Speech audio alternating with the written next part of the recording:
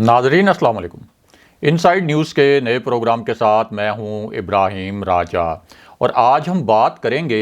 कि वज़ीर-ए-आज़म इमरान खान की जानिब से उस्मान बुज़दार और महमूद खान को फारिग करने की कहानी क्या है, वज़ीर-ए-आज़म को इतने बड़े फ़ैसले क्यों करना पड़े, वज़ीर-ए-आज़म ऑफिस में किस किस्म की हसास फ़ाइल पहुंचाई गई थी, इस फ़ाइल में किस नोयत की अहम तरीन मालूमात थीं, ये मालूमात किन इंटेलिजेंस ज़राए से हासिल की गई थीं, इस फ़ैसले से पहले वज़ीर-ए-आज़म को पहुंचाए जाने वाले पैगामात का मामला क्या है, शहबाज शरीफ ने अब क्या नई चाल चली है और सियासी मंजरनामे पर क्या भौचाल आने वाला है। हमारे जिन दोस्तों ने अब तक हमारे चैनल को सब्सक्राइब नहीं किया उनसे हम कहेंगे कि हमारे चैनल को सब्सक्राइब कर लें ताकि उन्हें अहम मालूमात बर वक्त मिलती रहें। अब वापस आते हैं आज के मौजू पर, यानी वज़ीर-ए-आज़म इमरान खान की जानिब से उस्मान बुज़दार और महमूद खान को फारिग करने की कहानी क्या है और प्राइम मिनिस्टर को ये फ़ैसले क्यों करना पड़े। सबसे पहले आपको एक अहम और दिलचस्प खबर से आगाह करते हैं और आपको ये बताते हैं कि पार्लियामेंट के बाहर सड़क पर किस किस्म का अनोखा तमाशा किया गया। और ये जो तमाशा था ये एक ऐसे शख्स की जानिब से लगाया गया जो मरियम नवाज़ का बहुत ख़ास कारिंदा है, मरियम नवाज़ का बहुत करीबी साथी है और ये शख्स मरियम नवाज़ से बराह रास्त हदायत भी लेता है। और पिछले एक साल में यही शख्स मरियम नवाज़ और मियां नवाज शरीफ के इंतहाई करीब आ चुका है, जिस पर पार्टी के कई और रहनुमा कुछ जेलसी का शिकार भी हैं। अब ये जो शख्स है इसको मियां नवाज शरीफ और मरियम नवाज़ अपना बहुत वफ़ादार और मुखलिस साथी समझने लगे हैं। ये शख्स अब मरियम नवाज़ की इतनी कुर्बत हासिल कर चुका है कि मरियम नवाज़ के कहने पर ही इसी शख्स ने शहबाज शरीफ पर भी खुले आम इल्ज़ामात आयद कर दिए। यानी इसकी जुर्रत, इसकी हिम्मत का अंदाज़ा आप यहाँ से लगा सकते हैं कि मरियम नवाज़ के कहने पर इस शख्स ने पार्टी के सदर पर खुल्लम खुल्ला इल्ज़ामात आयद किए। उसके साथ साथ ख्वाजा आसिफ जो कौमी असम्बली में नून लीग के पार्लिमानी लीडर हैं और पार्लिमानी लीडर की एक बहुत बड़ी अहमियत होती है, लेकिन उनके ख़िलाफ़ भी इसी शख्स ने टीवी पर बैठकर इल्ज़ाम तराशी की, खुले आम ख्वाजा आसिफ पर भी इल्ज़ामात लगाए। और शहबाज शरीफ इसी शख्सियत की शिकायत उन्होंने मियां नवाज शरीफ से की और ये कहा कि इस शख्सियत के ख़िलाफ़ कार्रवाई की जाए। लेकिन जब ये कार्रवाई डिले हो रही थी मरियम नवाज़ की आशीर्वाद की वजह से, जब इस कार्रवाई में ताख़ीर हो रही थी तो उस वक्त शहबाज शरीफ ने पार्टी इजलासों का बायकॉट भी कर दिया। अब जिस वक्त शहबाज शरीफ ने पार्टी इजलासों का बायकॉट किया, हमज़ा शहबाज ने भी नाराज़गी का पैगाम पहुँचाया, ख्वाजा आसिफ की जानिब से भी मियां नवाज शरीफ और मरियम नवाज़ को नाराज़गी का पैगाम पहुँचाया गया, तो उस बायकॉट के नतीजे में इस शख्स को महज एक अलामती सा शोकाज नोटिस जारी किया गया। लेकिन मरियम नवाज़ ने इस शख्स को एक पैगाम भिजवा दिया और वो पैगाम ये था कि आपको इस शोकाज नोटिस का जवाब देने की बिल्कुल भी ज़रूरत नहीं, मैं आपको किसी भी सूरत पार्टी के अंदर नुकसान नहीं पहुंचने दूंगी। यानी मरियम नवाज़ के कहने पर शहबाज शरीफ के ख़िलाफ़ और ख्वाजा आसिफ के ख़िलाफ़ इस शख्स ने जो इल्ज़ामात आयद किए थे, मरियम नवाज़ ने कहा कि आपने मेरे लिए ये काम किया है, लिहाजा मैं आपको पार्टी के अंदर डिफेंड करूंगी और पार्टी मेरी है और मियां नवाज शरीफ की है और हमने ही सारे हतमी फ़ैसले करने हैं। अब उसके बाद ये शख्स जो था, यानी जिसने मियां नवाज शरीफ की मरियम नवाज़ की ख़ास तौर पर शय पर ख्वाजा आसिफ और शहबाज शरीफ पर इल्ज़ामात लगाए, इस शख्स ने ये कहा कि मैं इस शोकाज नोटिस का जो शहबाज शरीफ के दस्तखतों से जारी हुआ था इसका जवाब नहीं दूंगा, बल्कि उल्टा धमकियां देना शुरू कर दी कि अगर मैं इस शोकाज नोटिस का जवाब दूंगा तो मेरे पास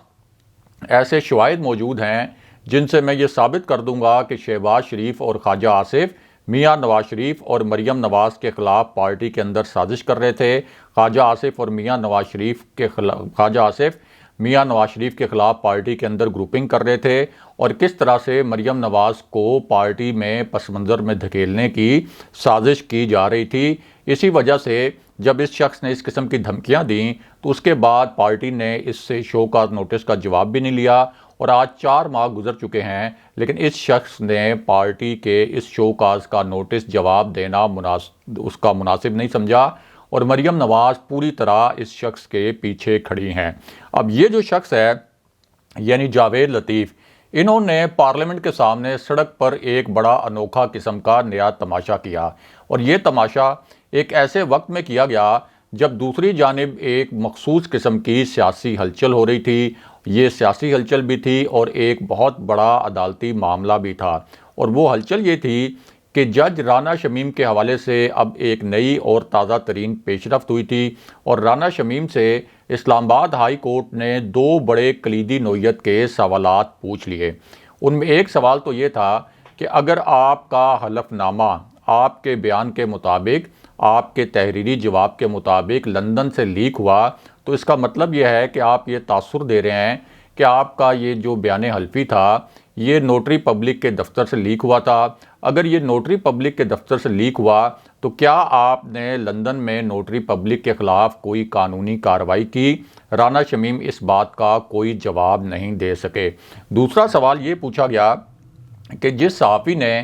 آپ کا بیان حلفی اخبار میں چھاپا، اخبار میں شائع کیا، اس شخص نے تو عدالت میں آپ کے سامنے یہ کہا کہ اس خبر کو چھاپنے سے پہلے، اس خبر کو شائع کرنے سے پہلے اس صحافی نے آپ سے رابطہ کیا تھا، آپ نے اس صحافی سے بات کرتے ہوئے اپنے حلف نامے کی، اپنے بیان حلفی کے جو تمام مندرجات ہیں ان کی تصدیق کی تھی۔ اور یہاں اہم ترین بات یہ ہے کہ جن صحافی نے یعنی انصار عباسی صاحب نے، جنہوں نے یہ خبر شائع کی، انہوں نے عدالت میں رانا شمیم کے سامنے یہ بھی کہا کہ میرے پاس تو رانا شمیم کا ٹیکسٹ میسج بھی موجود ہے جس سے یہ ثابت ہوتا ہے کہ خبر شائع ہونے سے پہلے میں نے ان سے رابطہ کیا تھا، اور خبر شائع ہونے سے پہلے انہوں نے اپنے بیان حلفی کے مندرجات کی تصدیق کی تھی، اور اس سوال کا بھی رانا شمیم کوئی جواب نہیں دے سکے۔ تیسرا اور سب سے اہم سوال یہ کیا گیا کہ آپ نے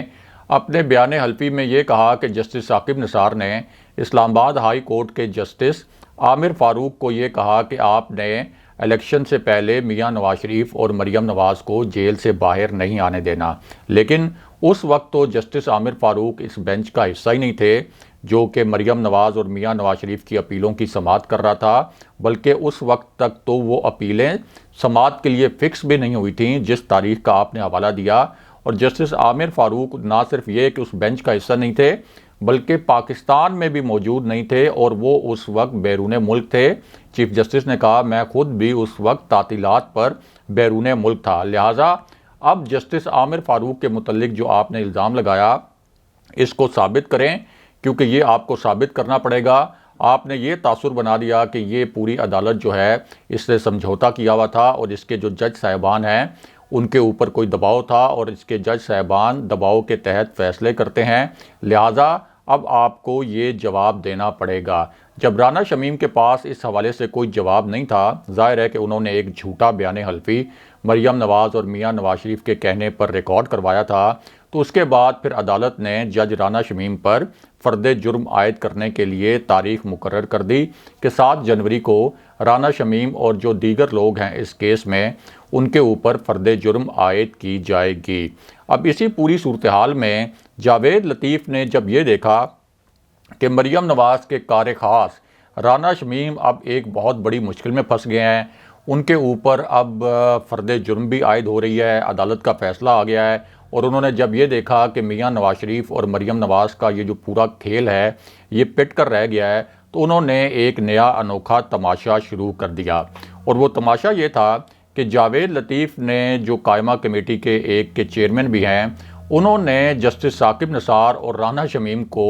طلب کر لیا قائمہ کمیٹی کے چیئرمین کی حیثیت میں، حالانکہ عدالت میں یہ کیس حل ہو چکا ہے، رانا شمیم کا بیان حلفی ایکسپوز ہو چکا ہے، وہ مکمل طور پر جھوٹے ثابت ہو چکے ہیں، جسٹس ثاقب نثار پر جو الزامات لگائے گئے تھے وہ مکمل طور پر غلط ثابت ہو چکے ہیں، لیکن اس کے باوجود جاوید لطیف نے ایک جج کے طور پر ایکٹ کرتے ہوئے اور خود کو ایک منصف بناتے ہوئے ایک سوال نامہ جسٹس ثاقب نثار کو بھجوا دیا اور بعد میں میڈیا کی توجہ حاصل کرنے کے لیے سڑک پر قائمہ کمیٹی کا اجلاس منعقد کر دیا۔ یعنی سڑک پہ کھڑے ہو کے انہوں نے قائمہ کمیٹی کا اجلاس کیا۔ قائمہ کمیٹی کے دیگر ارکان بھی سڑک پر موجود تھے۔ میڈیا نے اب سڑک پر ہونے والے اس اجلاس کی ہیڈ لائنز بنائیں کیونکہ جاوید لطیف یہی چاہتے تھے، اور اس کا واحد مقصد یہ تھا کہ رانا شمیم کے خلاف جو عدالتی کارروائی ہوئی ہے، فیصلہ کن کارروائی، جس میں ثابت ہو گیا کہ رانا شمیم جھوٹے تھے اور ان کے جو ماسٹر مائنڈز تھے انہوں نے بھی رانا شمیم کو استعمال کیا،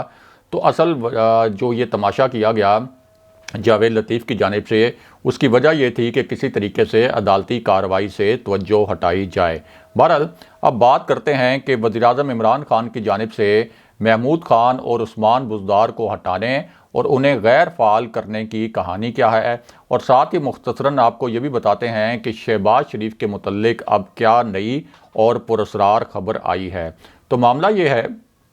کہ قومی اسمبلی کا ایک بہت ہی اہم اجلاس ہونا تھا۔ یہ اجلاس حکومت اور اپوزیشن دونوں کے لیے ایک بہت بڑا چیلنج تھا، کیونکہ حکومت نے اس اجلاس میں اپنی جو پریزنس ہے اس کو انشور کرنے کے لیے بہت زور لگایا تھا۔ دوسری جانب اپوزیشن نے بھی پوری کوشش کی تھی کہ اس کی پوری سٹرینتھ جو ہے وہ قومی اسمبلی کے اس اجلاس میں موجود ہو۔ حکومت نے اسی اجلاس میں IMF کا جو پروگرام پاکستان نے لیا ہوا ہے معاشی مشکلات کے باعث، اس کو آگے بڑھانے کے لیے اس اجلاس سے منی بجٹ پاس کروانا تھا، اور اس منی بجٹ کو پاس کروانا IMF کے پروگرام کو کنٹینیو کروانے کے لیے بہت ضروری تھا۔ اس کو حکومت ریفارمز بجٹ بھی کہتی ہے۔ لیکن اس موقع پر حکومت کے اتحادیوں نے پرائم منسٹر عمران خان کو بلیک میل کرنا شروع کر دیا، بالکل اسی طرح جیسے اس سے پہلے بھی پارلیمنٹ کے مشترکہ اجلاس کے موقع پر جب حکومت نے بہت اہم قانون سازی کرنی تھی تو کاف لیگ نے اس وقت سیاسی فائدہ اٹھانے کے لیے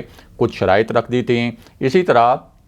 MQM نے بھی، جس کو پہلے ہی اقتدار میں ان کا جو حصہ بننا چاہیے اس سے زیادہ حصہ مل چکا ہے، لیکن اس کے باوجود انہوں نے کوشش کی کہ وہ وزیراعظم عمران خان کو بلیک میل کر کے اس خاص صورتحال میں، اس پیچیدہ صورتحال میں کوئی مزید سیاسی فائدہ اٹھا لیں۔ لیکن ہوا کیا؟ ہوا یہ کہ وزیراعظم عمران خان کو جب پتہ چلا کہ MQM اور کاف لیگ ایک مرتبہ پھر ایک سیاسی کھیل کھیل رہے ہیں، حکومت کو بلیک میل کرنے کی کوشش کر رہے ہیں، تو وزیراعظم عمران خان ان دونوں جماعتوں کے لیڈرز پر برہم ہو گئے۔ انہوں نے ان دونوں جماعتوں کے جو پارلیمانی لیڈرز ہیں ان کو ملاقات کے لیے بلایا اور صاف بتایا کہ حکومت اس معاملے پر کسی صورت بلیک میل نہیں ہوگی۔ انہوں نے کہا کہ کوئی بھی مجھے بلیک میل نہیں کر سکتا، اتنی بڑی اپوزیشن مجھے بلیک میل نہیں کر سکی، تو میرے اتحادی مجھے کیا بلیک میل کریں گے۔ اس کے ساتھ ساتھ انہوں نے یہ بھی واضح کیا کہ یہ جو حکومت کے اتحادی ہیں ان کو ہر صورت میں حکومت کا ساتھ دینا پڑے گا، کیونکہ یہ بہت اہم اجلاس ہے IMF کے پروگرام کو آگے بڑھانے کے حوالے سے۔ لیکن دوسری جانب شہباز شریف کے متعلق بھی ایک پراسرار سرگرمی نظر آئی۔ یہ ایک نئی سرگرمی تھی، کیونکہ شہباز شریف اصل میں آئے تو اس اجلاس میں شرکت کے لیے تھے، یعنی انہوں نے اسلام آباد میں اس اجلاس میں شرکت کرنی تھی۔ اس سے پہلے انہوں نے بلاول بھٹو سے بھی رابطے کیے، مولانا فضل الرحمان سے رابطے کیے اور میاں نواز شریف سے بھی اس اجلاس کے متعلق مشاورت کی۔ لیکن میاں نواز شریف سے جو ان کی مشاورت تھی اس کا اصل مقصد یہ تھا کہ شہباز شریف جب اسلام آباد آتے ہیں تو اس کے بعد راولپنڈی کے حوالے سے بھی ان کی بڑی مخصوص قسم کی سرگرمیاں ہوتی ہیں، اور انہی سرگرمیوں کے حوالے سے انہوں نے میاں نواز شریف سے مشاورت بھی کی۔ لیکن بعد میں پتہ یہ چلا کہ جب وہ اسلام آباد آئے تو ان کا ایجنڈا صرف قومی اسمبلی کا اجلاس نہیں تھا، بلکہ اس کے علاوہ ان کا ایک اور ایجنڈا بھی تھا۔ اور اب اطلاعات یہ آئیں کہ راولپنڈی کے حوالے سے شہباز شریف نے کچھ نئی سرگرمیاں کیں، یعنی طاقتور حلقوں کا جو شہر ہے، جو فیصلہ ساز حلقوں کا شہر ہے، یہاں پر شہباز شریف نے کچھ تازہ ترین رابطے کیے، ان کی پلس چیک کی، یعنی ان کی نبض چیک کی کہ اس وقت اسٹیبلشمنٹ حکومت کے متعلق کیا سوچ رہی ہے، کیا اسٹیبلشمنٹ نون لیگ کو کوئی ریلیف دینے کے متعلق کسی آپشن کا جائزہ لے رہی ہے یا نہیں لے رہی۔ اور یہ رابطے ایسے وقت میں کیے گئے جب یہ اطلاعات گردش کر رہی تھیں، یا آپ یہ کہہ سکتے ہیں کہ مسلم لیگ نون کے قریبی حلقے یہ اطلاعات پھیلا رہے تھے بہت تیزی کے ساتھ کہ میاں نواز شریف کے حوالے سے ایک بہت بڑی ڈیل ہو رہی ہے، اور اس ڈیل کے 3 نکات بتائے جا رہے تھے کہ میاں نواز شریف کی واپسی کے لیے راہ ہموار کی جا رہی ہے، اسٹیبلشمنٹ اس معاملے پر آن بورڈ ہے۔ دوسرا یہ کہا جا رہا تھا کہ میاں نواز شریف جب واپس آئیں گے تو ان کے مقدمات ختم ہو جائیں گے، 1 ماہ کے لیے میاں نواز شریف کو جیل میں رہنا پڑے گا، اور پھر ان کی سپریم کورٹ سے تاحیات نااہلی بھی ختم ہو جائے گی۔ اس حوالے سے ایک ڈیل کی باتیں کی جا رہی تھیں، اور اسی دوران اب شہباز شریف کے اسٹیبلشمنٹ کے ساتھ تازہ ترین رابطوں کی اطلاع بھی سامنے آئی ہے۔ تاہم جو فیصلہ ساز حلقے ہیں ان کے ذرائع کا کہنا ہے کہ شہباز شریف کو کسی بھی قسم کا کوئی گرین سگنل نہیں دیا گیا۔ بہرحال اب بات کرتے ہیں کہ وزیراعظم عمران خان نے عثمان بزدار اور محمود خان کی تنظیمی چھٹی کروانے کا فیصلہ کیوں کیا۔ تو ایشو یہ ہے کہ وزیراعظم آفس میں ایک رپورٹ پہنچائی گئی تھی، بہت حساس نوعیت کی رپورٹ تھی، بہت تفصیل کے ساتھ یہ رپورٹ تیار کی گئی تھی۔ اس کے آپ کہہ سکتے ہیں کہ 8-10 پوائنٹس ایسے تھے جو بہت اہم تھے، اور وزیراعظم عمران خان کے لیے کسی حد تک پریشان کن بھی تھے، اور انہوں نے ان نکات پر تشویش کا اظہار بھی کیا۔ اور یہ جو رپورٹ ہے یہ کوئی 10-12 دن کی انویسٹیگیشن کے بعد تیار کی گئی تھی، اور پی ٹی آئی کے جو تمام وسائل ہو سکتے تھے اس رپورٹ کو تیار کرنے کے لیے وہ تمام وسائل استعمال کیے گئے تھے۔ اب یہ جو رپورٹ تھی یہ ایک تو کے پی میں جو بلدیاتی الیکشن ہوا اس کے متعلق تھی، اس کے علاوہ اس سے پہلے جو کینٹ بورڈز کے الیکشن ہوئے تھے اس کے متعلق بھی تھی، اور پنجاب میں جو بلدیاتی انتخابات ہونے والے ہیں اس حوالے سے بھی یہ رپورٹ بڑی اہم تھی۔ اب اس رپورٹ میں منشن یہ کیا گیا کہ کے پی الیکشن میں تحریک انصاف کے لیے جو برے نتائج آئے، جس طرح سے تحریک انصاف کو کارکردگی دکھانی چاہیے تھی وہ اس طرح کی کارکردگی نہیں دکھا سکی، تو اس کے متعلق پتہ یہ چلا کہ جو پی ٹی آئی کے مرکزی رہنما تھے کے پی کے، انہوں نے ٹکٹس کی تقسیم میں اقربا پروری کی، اپنے رشتہ داروں عزیزوں کو نوازا اور ان کو ٹکٹس دے دیے جو میرٹ پر ٹکٹ دینے چاہیے تھے۔ جب ان امیدواروں کو ٹکٹ نہیں ملے تو وہ آزاد امیدوار کے طور پر کھڑے ہو گئے۔ اس طرح انہوں نے تحریک انصاف کے امیدواروں کے جو ووٹ تھے وہ توڑے، اور اس سے جو مخالف امیدوار تھے ان کو فائدہ ہوا۔ اس کے ساتھ ساتھ یہ بھی منشن کیا گیا کہ پی ٹی آئی کے پی کے جو رہنما تھے انہوں نے انتہائی غیر فعال طریقے سے انتخابی مہم چلائی، حالانکہ ان کو پتہ تھا کہ دوسری جانب پوری اپوزیشن اکٹھی ہے اور پی ٹی آئی اکیلی تھی، لیکن اس کے باوجود انہوں نے کوئی اچھی ڈور ٹو ڈور جا کے کیمپین بھی نہیں کی۔ اب خدشہ یہ تھا کہ جو پنجاب میں الیکشن ہونا ہے بلدیاتی الیکشن، وہاں بھی اسی قسم کا جو سین ہے، اسی قسم کی ایپیسوڈ ریپیٹ نہ ہو، کیونکہ اس سے پہلے جو کینٹ بورڈ کے الیکشن ہوئے تھے اس میں بھی اسی قسم کی شکایات سامنے آئی تھیں کہ ٹکٹس جو ہیں وہ میرٹ پر تقسیم نہیں کیے گئے تھے۔ اب یہ جو رپورٹ پرائم منسٹر کے پاس پہنچائی گئی اس کے بعد پرائم منسٹر نے 2 بڑے فیصلے کیے۔ ان میں ایک فیصلہ یہ تھا کہ کے پی میں جس قسم کی بدنظمی ہوئی، جس طرح سے عزیز و اقارب کو نوازا گیا، تو اس سے لگا یہ کہ پارٹی کی جو تنظیم سازی ہے وہاں پر کمزور ہے، اس کے اندر بہت سی خامیاں ہیں۔ اس وجہ سے اب محمود خان جو کے پی میں چیف منسٹر ہیں، وزیر اعلیٰ ہیں، ان کی تنظیمی جو پارٹی ہے اور تنظیمی کمان سے مکمل طور پر چھٹی کرا دی گئی، اور اب پرویز خٹک کو پی ٹی آئی کی جو کے پی کی تنظیم ہے اس کی کمان دے دی گئی ہے، اور اس کا اب باضابطہ نوٹیفیکیشن بھی جاری کر دیا گیا ہے۔ یعنی اب کے پی میں اصل میں پرویز خٹک جو ہیں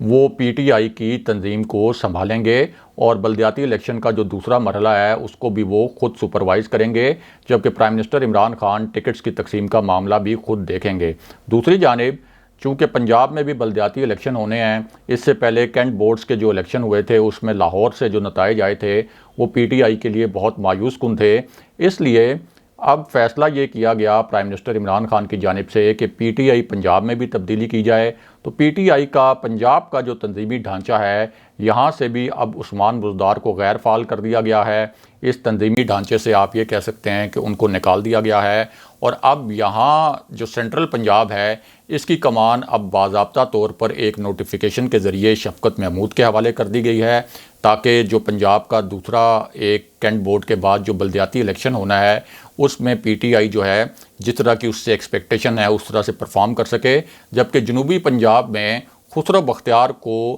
باقاعدہ پی ٹی آئی کی تنظیمی کمان سونپنے کا نوٹیفیکیشن جاری کر دیا گیا ہے۔ اس طرح سے اب شفقت محمود اور خسرو بختیار پنجاب میں پی ٹی آئی کا جو شو ہے اس کو رن کریں گے۔ اگلے پروگرام تک کے لیے خدا حافظ۔